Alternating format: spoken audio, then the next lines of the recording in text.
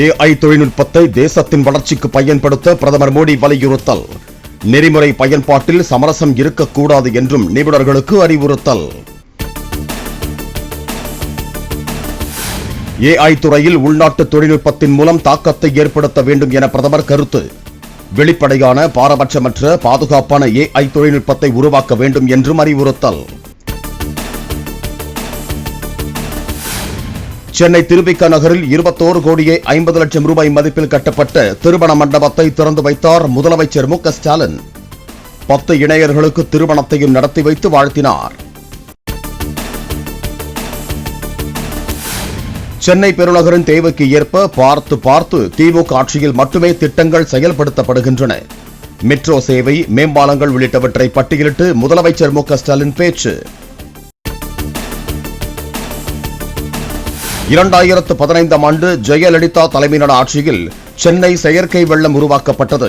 தற்போது எவ்வளவு மழை வந்தாலும் சமாளிக்கும் வகையில் மழைநீர் வடிகால் பணி என முதலமைச்சர் மு க ஸ்டாலின் பேச்சு. கரூருக்கு விஜயை பார்க்கவும் அவர் பேச்சை கேட்கவும் சென்றதால் தான் 41 பேர் உயிரிழந்தனர்.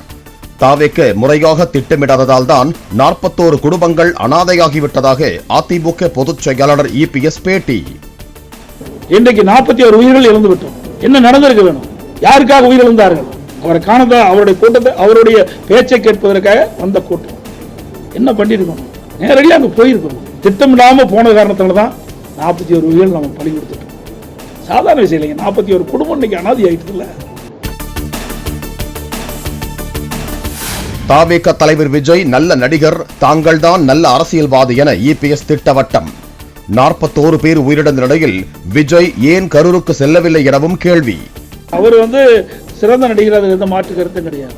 ஆனா சிறந்த அரசியல்வாதி நாங்க தான். மக்களுக்கு சேவை செய்தனா நாங்க தான் இதுவரைக்கும் மக்களுக்கு குரல் கொடுத்துட்டு இருக்கிறோம். திரைப்படத்துறையில் இருந்தவரை நன்றாக சம்பாதித்துவிட்டு தற்போது அரசியலுக்கு வந்துள்ளார் விஜய். யாருக்காக பல ஆயிரம் கோடி ரூபாய் வருமானத்தை விட்டுவிட்டு விஜய் அரசியலுக்கு வந்துள்ளார் எனவும் EPS கேள்வி. எதையுமே செய்யாம திரைப்படத்தில் இருக்கிற வரைக்கும் சம்பாரிச்சிங்க. விட்டுட்டு வந்தீங்க, நான் பல்லாயிரக்கணக்கு கோடி விட்டுட்டு வந்தேங்கிறீங்க. யாருக்கா விட்டுட்டு வந்தீங்க? அதிமுகவில் மீண்டும் O பன்னீர்செல்வத்தை சேர்க்க முடியாது என்று எடப்பாடி பழனிசாமி திட்டவட்டம். பொதுக்குழுவில் எடுக்கப்பட்ட முடிவில் உறுதியாக உள்ளதாகவும் விமர்சனம். பொதுக்குழு கூட்டத்தில் ஏகமனதாக எடுக்கப்பட்ட முடிவு. திரு OPS அவர்கள் அடிப்படை உறுப்பினர் நீக்கப்பட்டு விட்டார். நடவடிக்கை எடுக்கப்பட்டிருக்கிறது. அதனால அந்த கட்சியில் சேர்த்துவதற்கு எந்தவித வாய்ப்பும் இல்லை. இன்னும் சில கட்சிகளுடன் கூட்டணி பேச்சுவார்த்தை நடத்தி வருவதாக அதிமுக பொதுச் செயலாளர் எடப்பாடி பழனிசாமி தகவல். தேமுதிகவுடன் தற்போது வரை பேச்சுவார்த்தையை துவங்கவில்லை எனவும் விளக்கம். இன்னும் சில கட்சியோட நாங்கள் பேசிட்டு இருக்கிறோம். அந்த கட்சிகள்லாம் ஒருங்கிணைத்த பிறகு நீங்க சொன்ன மாதிரி எந்தெந்த தொகுதி யாரா இருக்கு, எவ்வளவு சீட்டு மூலம் பிரிக்கப்படும், அப்புறம் எந்தெந்த தொகுதி பிரிக்கப்படும். கிரிஷ் சோடங்கர் தலைமையிலான காங்கிரஸ் தொகுதி பங்கீடு பேச்சுவார்த்தை குழுவுடன் பேச்சுவார்த்தை நடத்த திமுக தயாராக இல்லை. டெல்லியில் நடைபெற்ற ராகுல் காந்தியுடனான சந்திப்பின் போது கனிமொழி எடுத்துரைத்துள்ளதாக தகவல்.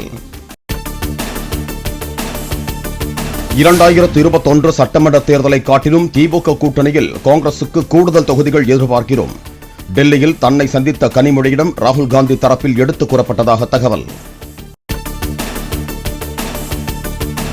அதிமுகவில் எடப்பாடி பழனிசாமிக்கு எதிராக தான் தொடங்கிய 2வது தர்ம யுத்தத்திற்கு காரணமே மனோஜ் பாண்டியனும் வைத்திலிங்கமும் தான்.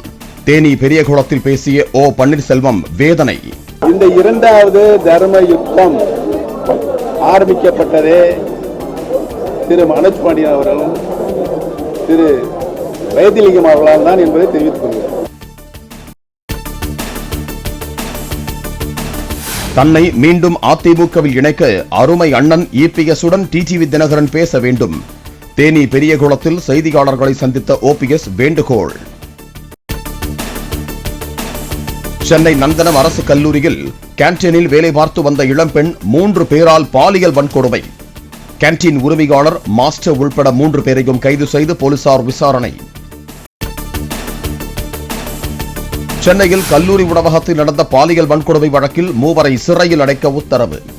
கேண்டீன் உரிமையாளர் உள்ளிட்ட 3 பேரை 11ஆம் தேதி வரை சிறையில் அடைக்க நீதிமன்றம் கட்டளை.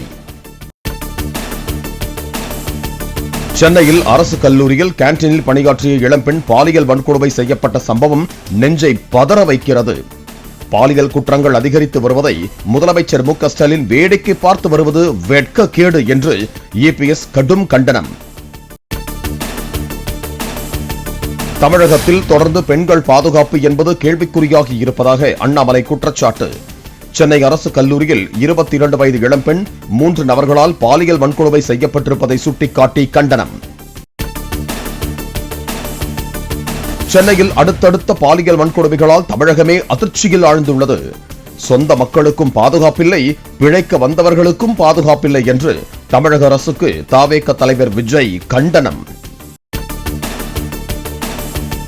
திண்டிவனம் பேருந்து நிலையத்திற்கு அன்னை இந்திரா காந்தியின் பெயரையே மீண்டும் சூட்ட வேண்டும் என அதிமுக எம்பி சி.வி. சண்முகம் கோரிக்கை.